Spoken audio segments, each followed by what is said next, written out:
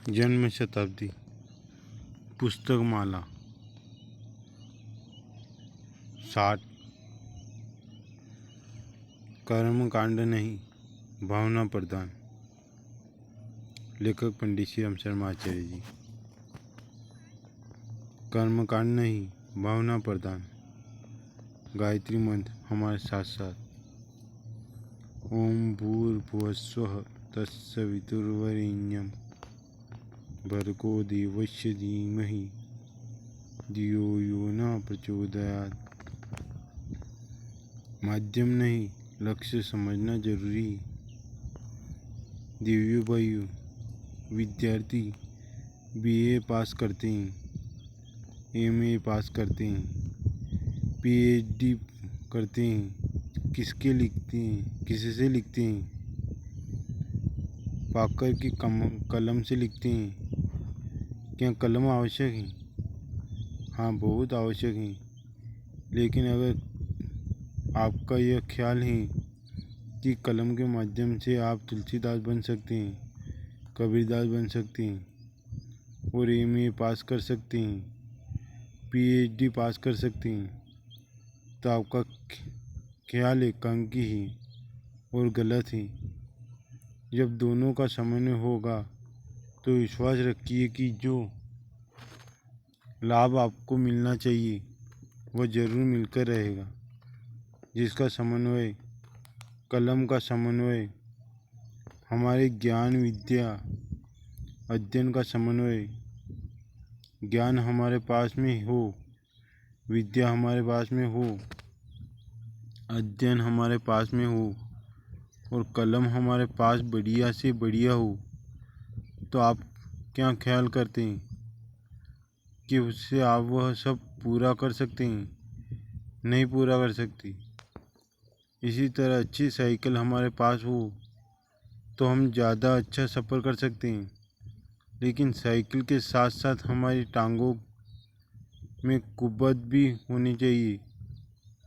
टांगों में बल नहीं है तो साइकिल चलेगी नहीं। सीढ़ी अच्छी होनी चाहिए, जीना अच्छा होना चाहिए, ताकि उससे ऊपर चढ़कर हम छत तक जा पहुँचे। लेकिन जीना काफ़ी नहीं, टांगों की ताकत भी आपके पास होनी चाहिए। टांगों में ताकत नहीं होगी तो आपके पास जीना अच्छा बना हुआ, सीढ़ियाँ अच्छी बनी हुई तो भी छत तक नहीं पहुंच सकती। मित्रों, माध्यमों की अपने आप में एक बड़ी उपयोगिता है और उनकी बड़ी आवश्यकता है। मूर्तियाँ किससे बनती हैं? छीनी हथौड़ी से बनती हैं। अच्छा, एक पत्थर का टुकड़ा हम आपको देंगे और आप छीनी हथौड़ी भी दे देंगे। आप एक मूर्ति बनाकर लाइए, एक हनुमान जी की मूर्ति बनाकर लाइए। अरे साहब, हमने तो पत्थर में छीनी मारी और वह तो टुकड़े टुकड़े हो गए। हनुमान जी नहीं बने। नहीं साहब, हनुमान जी बन सकते तो आप छीनी की क्या करामत कर रहे हैं? फिर आप हथौड़ी की करामत क्या कर रहे थे? हथौड़ी वो छीनी की करामत हैं, जरूर हम इसे मानते हैं। जितनी भी मूर्तियाँ दुनिया में बनी हैं वे सारी की सारी मूर्तियाँ छीनी और हथौड़े से ही बनी हैं। लेकिन छीनी और हथौड़ी के साथ साथ उस कलाकार और मूर्तिकार के मस्तिष्क और हाथों को भी सदा हुआ होना चाहिए। हाथ सदे हुए नहीं हैं, मस्तिष्क सदा हुआ नहीं है। वो छीनी हथौड़ी आपके पास हैं तो आप मूर्ति नहीं बना सकते। चित्रकारों ने बढ़िया से बढ़िया चित्र किस माध्यम से बनाए? ब्रश के माध्यम से। ब्रश से क्या बनता है? तस्वीरें बनती हैं, पेंटिंग बनती हैं। अच्छा, चलिए हम आपको एक ब्रश जैसा भी आप चाहे मंगा सकते हैं और आप एक पेंटिंग बनाकर दिखाइए। एक तस्वीर बनाकर दिखाइए। नहीं साहब, हमसे नहीं बन सकती। हमने आपको ब्रूश दिया था, ब्रूश तो आपने अच्छा दिया था, ब्रूश सही भी था, बिल्कुल सही तस्वीरें बनती। यह बात भी सही है, क्योंकि हमारे पास खाली ब्रूश था, चित्रकला के बारे में कोई जानकारी नहीं थी, इसलिए हम उसमें सफल न हो सके, वो चित्र न बन सका।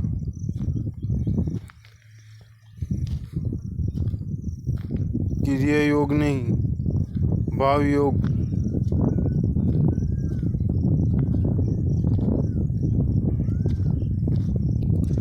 आध्यात्मिकता के दो भाग हैं, दो हिस्से हैं।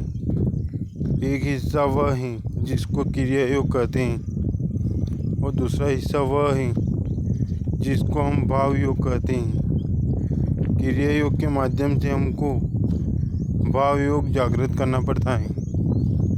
असल में शक्ति इसी शरीर में नहीं है, वस्तुओं में नहीं है। धूप बत्तियों में क्या ताकत है हो सकती है, वो हवा को ठीक कर सकती है। दीपक में क्या ताकत हो सकती है, वो उजाला कर सकता है। हमारी जीवात्मा में क्या दीपक बल दे सकता है? नहीं, दीपक जीवात्मा में कोई बल नहीं दे सकता, क्योंकि वह वस्तु हैं, पदार्थ हैं, मैटर हैं, जड़ हैं। जड़ चीज़ें हमको फायदा दे सकती हैं, लेकिन चेतना को कोई लाभ नहीं दे सकती। सूर्य नारायण को जो पानी हम चढ़ाते हैं, तो क्या वह हमारी आत्मा को बल दे सकता है? नहीं बेटे। सूर्य नारायण को चढ़ाया हुआ पानी उस जमीन को तो गीली कर सकता है जहाँ पर आपने पानी फैला दिया। हमारी आत्मा को बल नहीं दे सकता। और क्या सूर्य नारायण तक वह जल पहुँच सकता है? नहीं पहुँच सकता। देख लीजिए, आपका चढ़ाया हुआ जल जमीन पर पड़ा हुआ है। सूर्य नारायण तो लाखों मील दूर हैं, कैसे पहुँच सकता है? फिर आप क्या कह रहे थे? बेकार की बातें बताते हैं आप हमको। नहीं बेटे, हम बेकार की बातें नहीं बताते। हम तो ये बताते हैं कि क्रिया योग के माध्यम से भाव योग का जागरण करने का उद्देश्य पूरा होता है।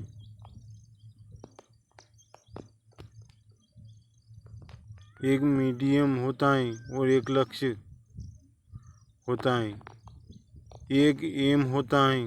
दोनों को अगर आप मिलाकर चलेंगे तब तो कुछ बात बनेगी, और अगर आप दोनों को मिलाकर नहीं चलेंगे तो वही होगा जो आज एकांगिक क्रिया योग से हो रहा है। एकांगिक क्रिया योग आज बादलों की तरह से, आसमान की तरह से, रावण के चेहरे के तरीके से बढ़ता हुआ चला जा रहा है, और प्राण उसमें से निकलता हुआ चला जा रहा है। इससे हर आदमी को शिकायत करनी पड़ती है कि हमारा अध्यात्म से कोई उद्देश्य पूरा नहीं हुआ, और अध्यात्म से कोई लाभ नहीं होता, और अध्यात्म से हमको भगवान नहीं मिलती, और अध्यात्म से हमको शांति नहीं मिलती। अध्यात्म से हमें अमुक नहीं मिलता। बेटे, कुछ नहीं मिलेगा, क्योंकि तेरे पास क्रिया योग है। क्रिया योग का उद्देश्य, क्योंकि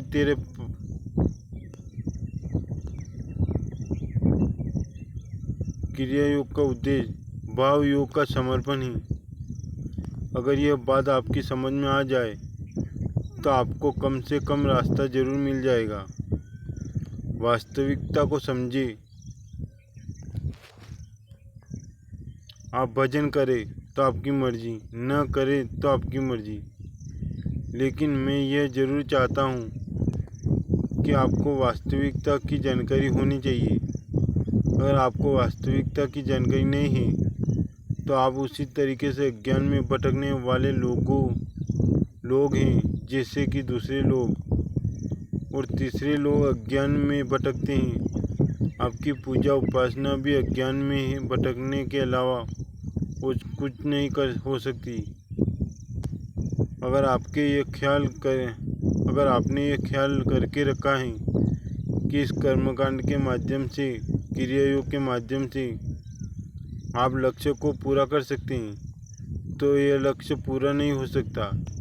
लक्ष्य कैसे पूरा हो सकता है? लक्ष्य को पूरा कौन करता है? आत्मा को भगवान की शक्ति कहाँ से मिलती है? आत्मा क्या होती है? इस पर विचार करना चाहिए। हमारी चेतना परम पिता परमात्मा की चेतना के साथ मिल सकती है। चेतना के साथ चेतना मिल सकती है। जड़ के साथ जड़ मिल सकता है। आप ये ध्यान रखिए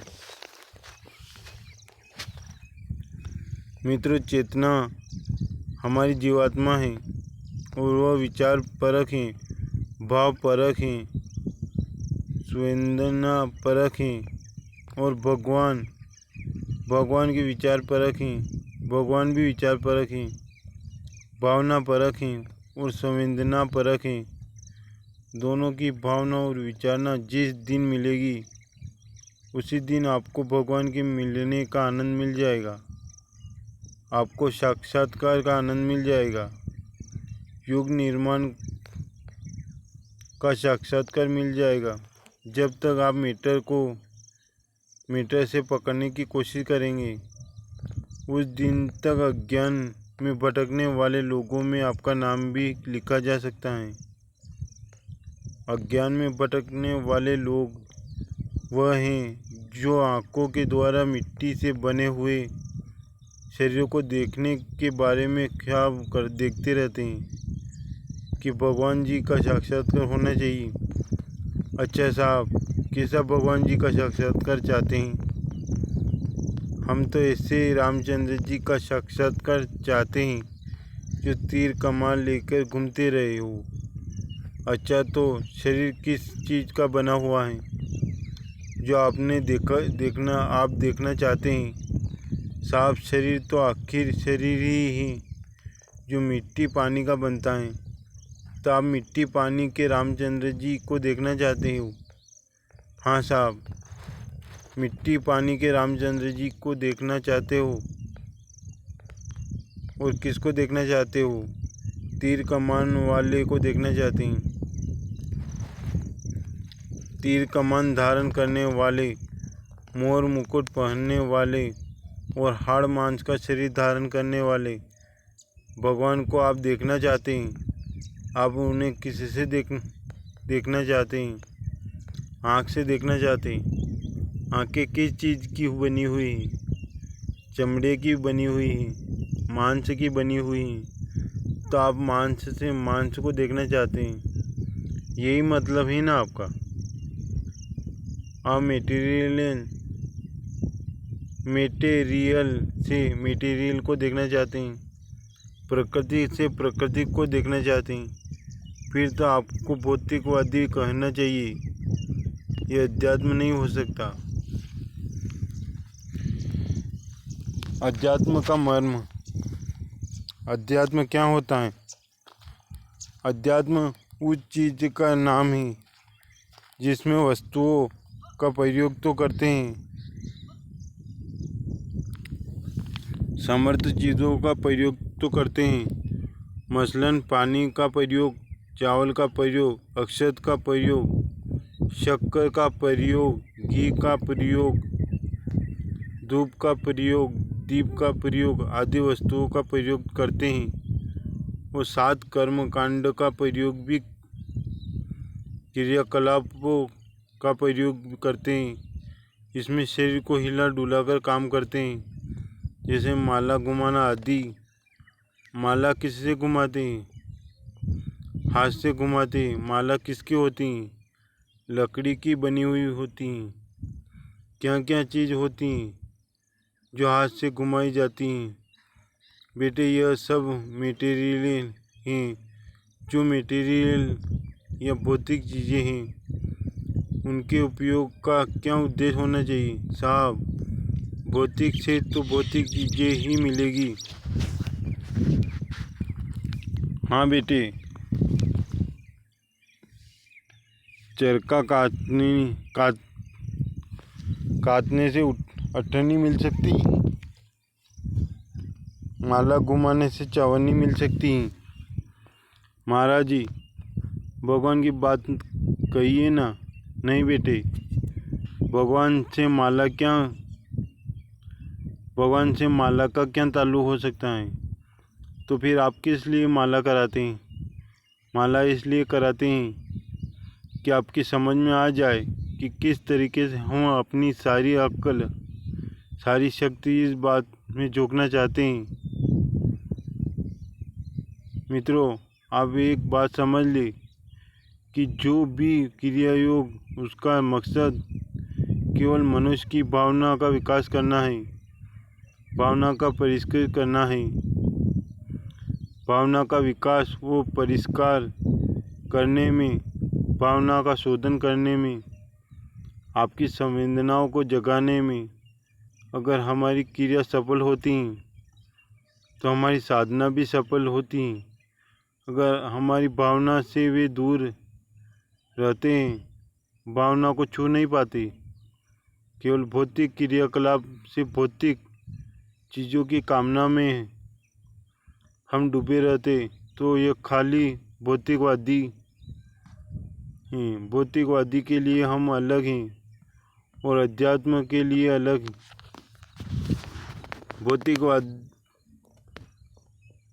भौतिकवाद कीमत के बदले में कीमत चुकाना चाहता है।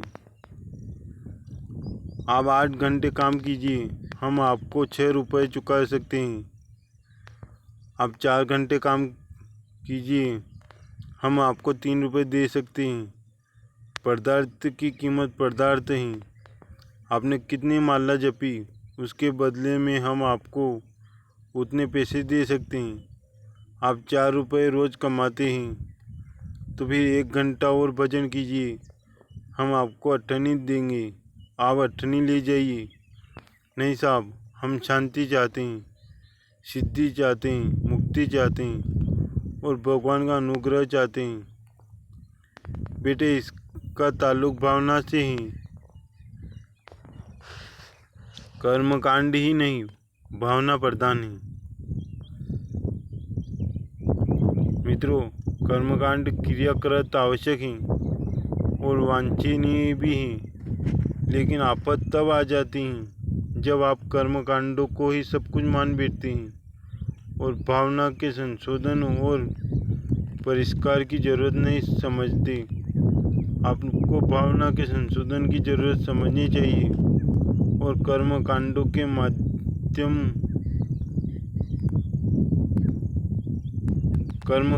को माध्यम समझना चाहिए। उसी के अनुरूप उनका उपयोग करना चाहिए। इससे कितने ही उदाहरण मैंने आपको दिए हैं। उदाहरण के लिए, अच्छी चिट्ठी लिखने के लिए, अच्छा लेख लिखने के लिए आपको कलम की ज़रूरत है। मैंने किसी से कहा कि कलम की ज़रूरत नहीं, बिना कलम के हम चिट्ठी नहीं लिख सकते। हमारी कलम जब खराब हो जाएगी तो हम चिट्ठी नहीं लिख सकते। इस तरह जब हमारी ज़बान में छाले हो जाएंगे तो हम व्याख्यान नहीं कर सकते। इन माध्यमों की हमको बेहद ज़रूरत है।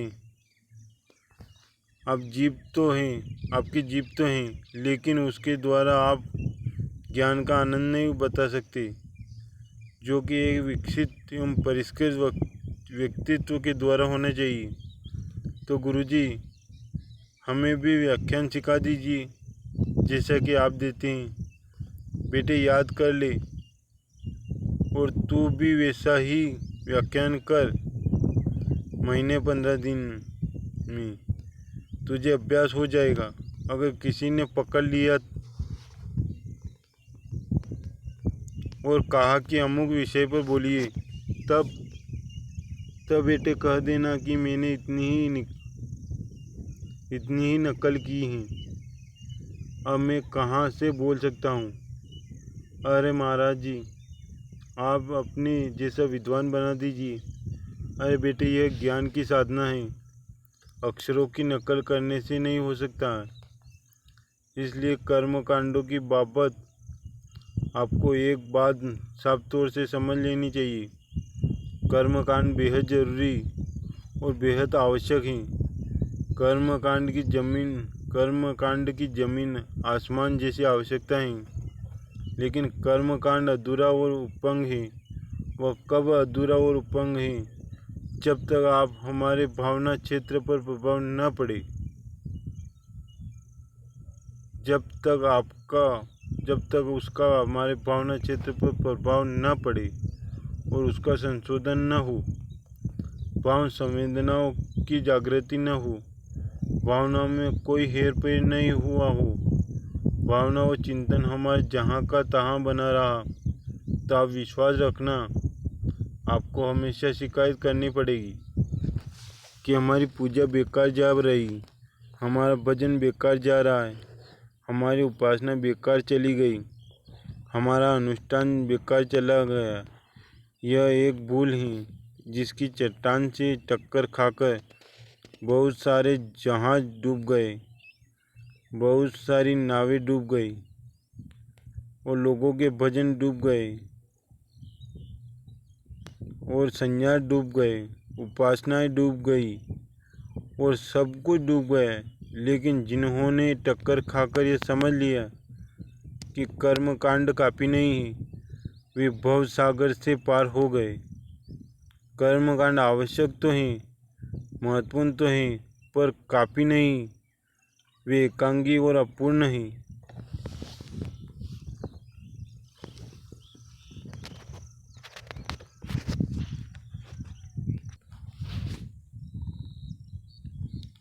साधना एक समग्र उपचार है।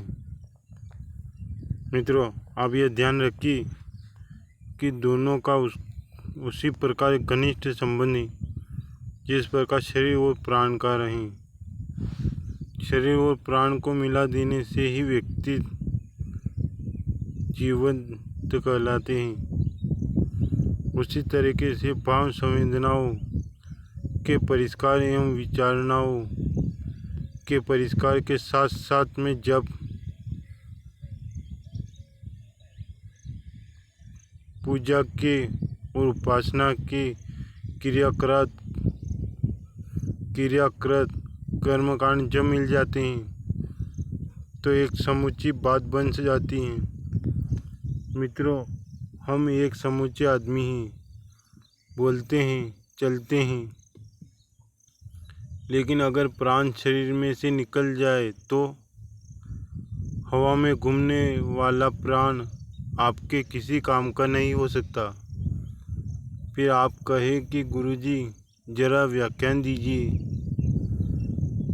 अरे बेटे, हम तो भूत हैं और भूत कैसे व्याख्यान दे सकते हैं? गुरुजी, हम तो आपके पैर छूना चाहते हैं।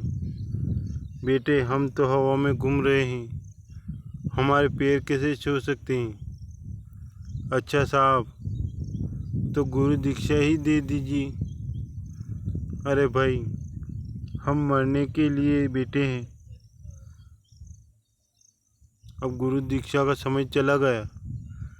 अब तू कैसे गुरु दीक्षा ले सकता है? मित्रों, मरा हुआ शरीर बेकार है और मरा हुआ प्राण बेकार है। इसी तरह भाव संवेदनाओं के बिना कर्म कांड क्रियाकृत बेकार हैं। कर्म कांड को जीवंत बनाने के लिए भाव संवेदनाओं को जगाने की बेहद आवश्यकता है। हम किसी भूखे प्यासे गरीब दुखियारे के काम आए और उसकी सहायता करें तो हमारी भाव संवेदना जागृत हो सकती हैं। परंतु भाव संवेदना जगाने के लिए कर्म कांडों की आवश्यकता को भी समझे। नहीं साहब, हम तो बड़े दयालु हैं। अच्छा, आपके अंदर बहुत दया है, तो क्या आप किसी के काम आ सकते हैं? नहीं साहब, हम किसी के काम नहीं आ सकते। हम किसी की सेवा सहायता नहीं कर सकते। तो आप फिर दयालु कैसे हैं? किस बात की? भाव संवेदनाएं भी अपूर्ण हैं। अगर वे क्रियाकांडों के साथ समन्वित नहीं हैं, दोनों का समन्वय जरूरी है। भावनाओं को परिष्कृत करें। मित्रों, अगर आप दयालु बनना है तो हमें लोगों की सेवा करनी चाहिए, सहायता करनी चाहिए, दुखी आदमी के काम आना चाहिए, उसके प्रति हमारी आंखों में आंसू आना चाहिए, उसके प्रति हमारी आंखों में आंसू होने चाहिए, हमारे हृदय में भावनाओं का विकास होना चाहिए। अगर हम अपने भीतर विशालता विकसित करना चाहते हैं, जब हमको ज्ञान इकट्ठा करना है तो किताबों की ज़रूरत पड़ेगी। ज्ञानवर्द्धि के लिए पुस्तकों को पढ़ना आवश्यक है, लेकिन हमको ज्ञान बुद्धि नहीं बढ़ानी है, हमको नहीं पढ़ना है तो बहुत सी पुस्तकें लाकर जमा कर ले, उससे कोई लाभ नहीं मिल। देखिए गुरुजी, ये रामायण की किताब है, ये भागवत की किताब है, ये वेदों की किताबें हैं। चारों वेद हमने आपके यहाँ से मंगाए थे, यह सब रखे हुए हैं। बेटा, बड़ी अच्छी बात है। कोई आएगा तो कह नहीं सकता कि तू वेद पाठी नहीं है। अच्छा बता, तूने इन्हें पढ़ा है क्या? अरे महाराज जी, पढ़ा तो क्या, मंगा कर रख लिया। इससे मेरे घर में बड़ा पुण्य हो जाएगा। नहीं बेटे, इससे क्या पुण्य हो सकता है? ठीक है, तूने हमारी किताब खरीदी, इसे 8 आने हमें मिल गए, तेरी प्रशंसा हो गई। तूने वेदों की पुस्तकें मंगा ली, दोनों का उद्देश्य पूरा हो गया। तो हम अपने घर महाराज जी, तो क्या वेदों का ज्ञान हमें नहीं मिलेगा? नहीं बेटे, कोई ज्ञान नहीं मिलेगा, क्योंकि वेदों को तूने पढ़ा तो नहीं। साथियों, अध्यात्म के बारे में यदि आप भावनाओं को परिष्कृत करने की बात समझ जाए तो मैं समझ लूँगा कि 50% मंजिल आपने पूरी कर ली और आपको आध्यात्मिकता का लाभ उठाने का मौका मिल गया। अगर आपको यह भारी मालूम पड़ता है, कठिन मालूम पड़ता है, तो आप अपने पैर इसमें न डालिए। इसमें बड़ा झगड़ा है साहब। हमें क्या पता था कि इसमें बड़ा झगड़ा है। हमने तो समझा था कि हनुमान चालीसा पढ़ने की से हनुमान जी खुश हो जाते हैं, पर अब तो वे खुश नहीं होंगे। हाँ बेटे, 5 पैसे का तूने हनुमान चालीसा खरीद लिया और 3 घंटे जप कर लिया। अब जो गलती हो गई सो हो गई। अब अपने पैर पीछे ले जा। सारी जिंदगी भर हनुमान चालीसा पढ़ने से तेरा कोई फायदा नहीं हो सकता। अगर हनुमान जी से फायदा उठाना चाहता है तो कर्मकांडों के साथ साथ भावनाओं का समन्वय कर। जिस दिन यह बात तेरी समझ में आ जाएगी, बस समझना चाहिए कि रास्ता खुल गया, तेरे लिए द्वार खुल गया। गीता और रामायण का शिक्षण। मित्रों, अब तो आप समझ गए होंगे कि वास्तविकता क्या है। गीता और रामायण जिसका हम यहाँ से प्रचार करते हैं, उसका हम यहाँ पर विद्यालय बनाने वाले हैं। गीता और रामायण को हम नियमित रूप से पढ़ाएंगे और हमारा विश्वास है कि आप रामचरित और कृष्णचरित के माध्यम से हम व्यक्तित्व और समाज दोनों की समस्याओं का समाधान करने में समर्थ होंगे। व्यक्ति को कैसा होना चाहिए, व्यक्तिगत जीवन का परिष्कार कैसे होना चाहिए, यह हम रामायण के द्वारा लोगों को सिखा देंगे। यह हमें पूरा विश्वास है। रामायण में वे सारी की सारी चीज़ें विद्यमान हैं जो व्यक्ति और परिवार दोनों को ठीक और समन्वित बना सकती हैं। इसलिए हम रामायण का उपयोग करेंगे। गीता, भागवत तथा कृष्ण चरित्र का उपयोग करेंगे। भगवान राम मर्यादा पुरुषोत्तम हैं। कृष्ण पूर्ण पुरुष हैं। सामाजिक जीवन में महत्वपूर्ण भूमिका अदा करने के लिए मनुष्य की नीतियाँ क्या होनी चाहिए? दृष्टिकोण क्या होना चाहिए? समाज के साथ में अपनी डीलिंग करने के लिए, लोक व्यवहार के लिए, समाज की कुरीतियों का समाधान करने के लिए जो शिक्षा हमें कृष्ण चरित्र से मिलती हैं, रामचंद्र जी से नहीं मिलती। वे एकांकी हैं।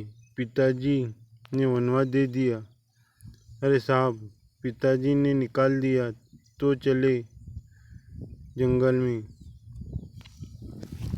पिताजी गलती करते हैं तो करते हैं, हम तो गलती नहीं करनी चाहिए। हमको तो गलती नहीं करनी चाहिए। हम तो पिताजी की आज्ञा मानकर जाएंगे। उनका जीवन एकांगी है। किनका? राम का। ठीक है कि प्रजा के हित का ध्यान रखना चाहिए, प्रजा का कहना मानना चाहिए, लेकिन सीता जी के साथ क्यों अन्याय करना चाहिए? ये एकांकी जीवन है। एकांकी जीवन में राम ने मर्यादा का पालन किया। पूर्व पुरुष श्री कृष्ण को हम पूर्ण पुरुष कहते हैं। पूर्ण पुरुष क्यों? क्योंकि उनके जीवन में इन सारी बातों का समन्वय है। जहाँ उन्होंने त्याग की ज़रूरत समझी, सेवा की ज़रूरत समझी, दान देने की ज़रूरत समझी, सबको दान देते चले गए। उनको निष्प्रस योगी की तरह जीवन जिया। और जहाँ उन्होंने ज़रूरत समझी वहाँ चालाक के साथ चालकी, बेईमानी के साथ बेईमानी और झूठ के साथ झूठ की भूमिका निभाई। भगवान श्री कृष्ण पूर्ण व्यक्ति हैं, पूर्ण पुरुष हैं। मित्रों, दोनों धर्म ग्रंथों के माध्यम से अब हम नए समाज को नए रूप से उठाने के लिए तैयार हो गए, प्रतिबद्ध हो गए। हम लोगों को रामचरित्र पढ़ाएंगे जो उन्होंने अब तक पढ़ा ही नहीं। अब हम हरे रामा हरे कृष्णा का आंदोलन नए ढंग से चलाएंगे। हम लोगों को यह बताएंगे कि ताले बजाने से, खंजरी बजाने से, करताल बजाने से,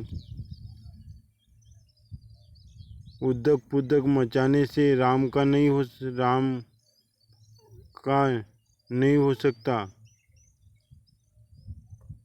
हरे रामा हरे कृष्णा के पीछे जो एक प्रेरणा है, जो एक दिशा है, जो भावना है, जो चेतना है, जो आग उसके पीछे चल रही है, उसे हमें गर्म होना पड़ेगा। इसलिए हम रामचरित्र और कृष्ण चरित्र के माध्यम से अब खड़े हुए हैं। रामचरित्र और कृष्ण चरित्र के बारे में जिन पुस्तकों का हमने चयन किया, उनके बारे में एक बार चुपचाप विचार करने लगा कि अरे भाई, ये किसकी बातें हैं? गीता लड़ाई झगड़े की किताब है, धत तेरे की।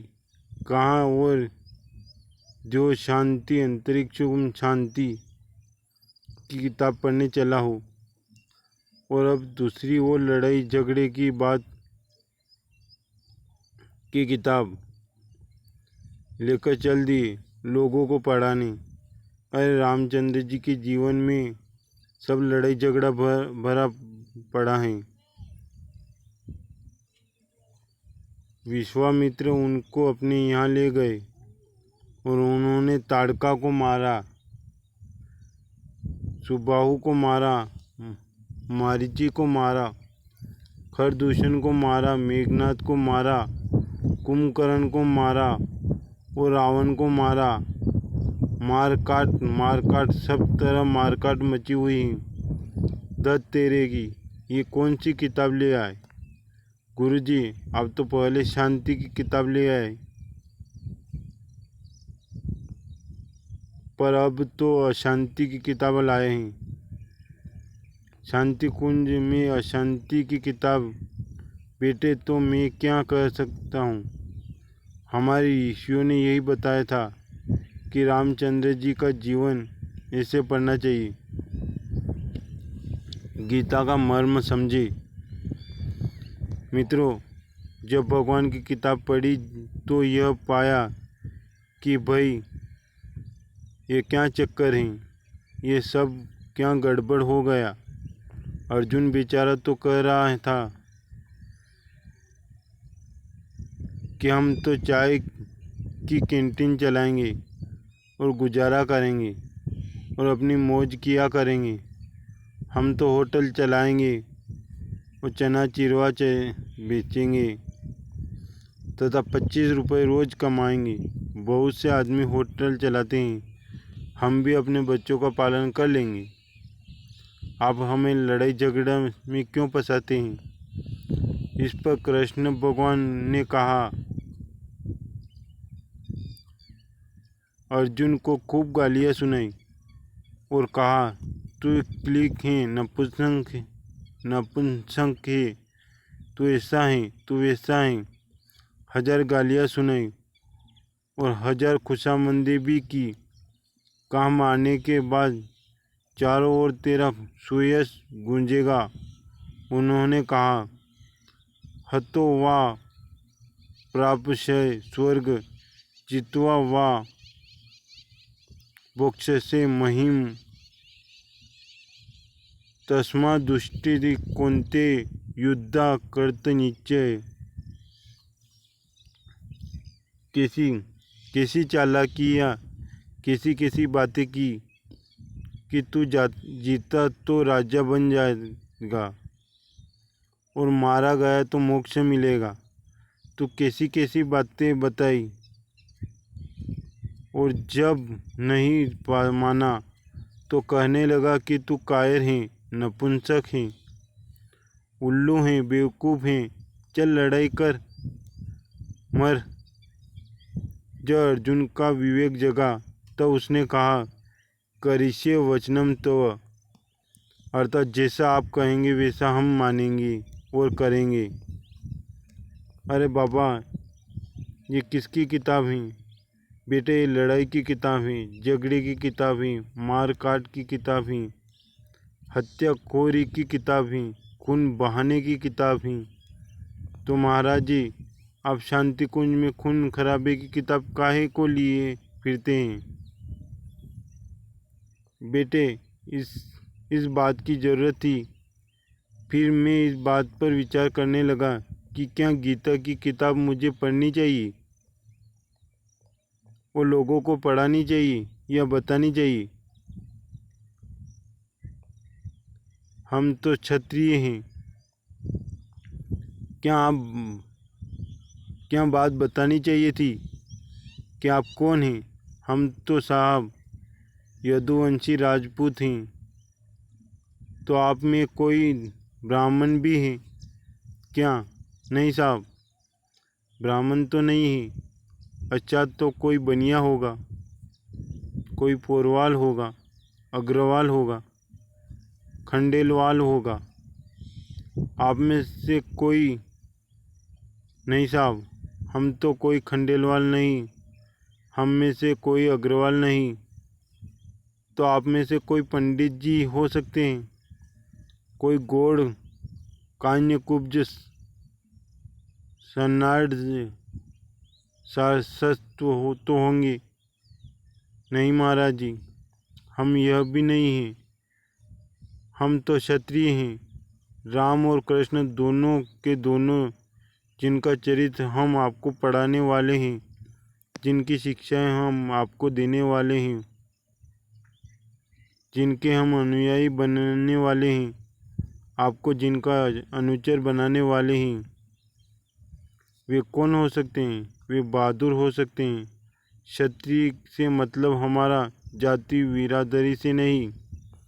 जाति बिरादरी का मैं कायल नहीं हूँ। हमारा आप चौक में रोटी खाते हैं। मैंने कब पूछा आपसे कि आप बनिया हैं कि शूद्र कि राजपूत? कौन? आप इंसान हैं और भगवान के भक्त हैं और गायत्री माता के उपासक हैं। इतना परिचय मेरे लिए काफ़ी है। मित्रों, गायत्री तपोभूमि में जब मैंने 1000 कुंडी यज्ञ किया था तो एक बार पंडों से झगड़ा हो गया। पंडों ने कहा इनके चेलों को भड़काना चाहिए और कहना चाहिए कि ये तो ब्राह्मण नहीं तो कौन है? बड़ी ये हैं। बड़े ये कौन होता है? वो जो लकड़ी का धंधा करता है।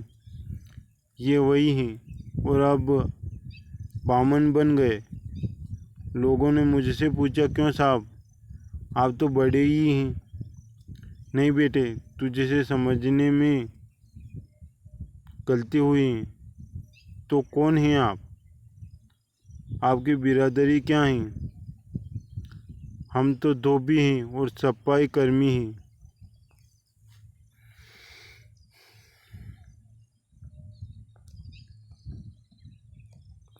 कोई मुझसे जब मेरी इच्छा बिरादरी जानना चाहता है तो हम कहते हैं कि